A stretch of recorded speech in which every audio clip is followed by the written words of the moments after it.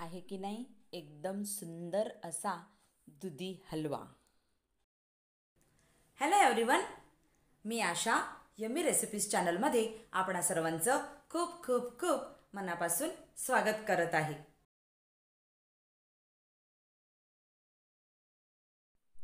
आज आपण बनवून घेणार आहोत डायबिटीज स्पेशल दुधी हलवा। आता डायबिटीज स्पेशल दुधी हलवा आपल्याला काही बाजारात मिळत नाही, तो जो मिळतो तो साखरेचाच असतो। पण आज आपण गुळापासून दुधी हलवा बनवून घेणार आहोत। तर त्यासाठी काय काय साहित्य लागतं ते पाहून घेऊया।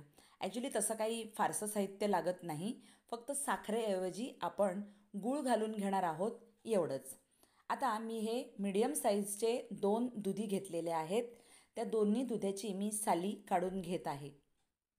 साली काढून झाल्याच्या नंतर या किसणीवर मी दोन्ही दुधी ही किसून घेत आहे।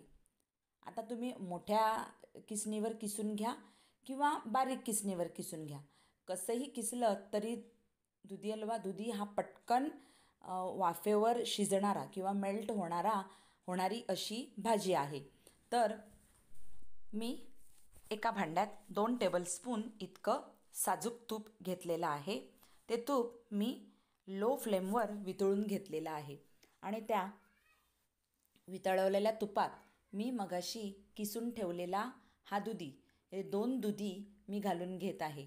आणि हा दुधी, हे किसलेला दुधी मला मस्त या तुपावर शिजवून घ्यायचा आहे। आणि मात्र शिजवता शिजवता दुधाला पाणी सुटतंच, ते पाणीही मला आटवून घ्यायचं आहे।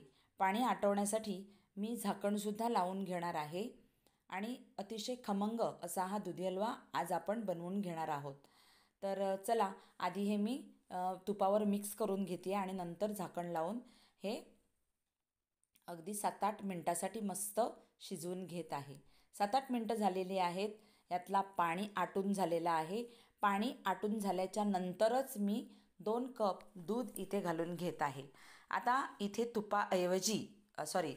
दुधाऐवजी तुम्ही दूध पावडरसुद्धा घालून घेऊ शकता, पण दूध मी घालून घेत आहे। तर 2 कप दूध मी घालून घेत आहे आणि ते उकळून 10 ते 15 मिनटं मी त्याच्यावर झाकण ठेवून ते मी शिजवून घेतलेलं आहे आणि ते दूध आटवूनसुद्धा घेतलेलं आहे। दूध आटवल्याच्या नंतर मी 1 कप इकडे गूळ घेतलेला आहे, तो बारीक चिरलेला गूळ आहे।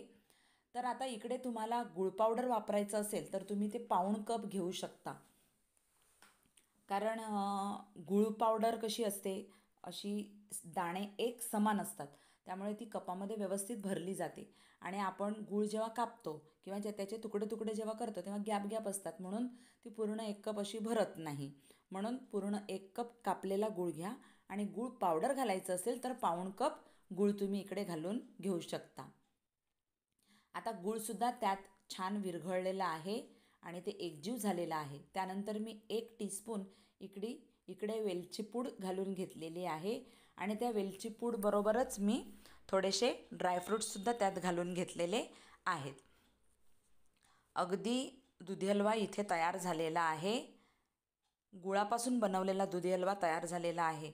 मी गॅस फ्लेम बंद केलेली आहे आणि दुधी हलव्यावर मी थोडेसे ड्रायफ्रूट्स म्हणजे बदाम, पिस्ते आणि काजू बारीक चिरून ठेवलेले होते, ते मी असं थोडंसं भुरभुरून घेतलेले आहेत आणि हा दुधी हलवा मी सर्व करून घेत आहे। अतिशय सुंदर चवीला लागणारा दुधी हलवा तयार झाला आहे।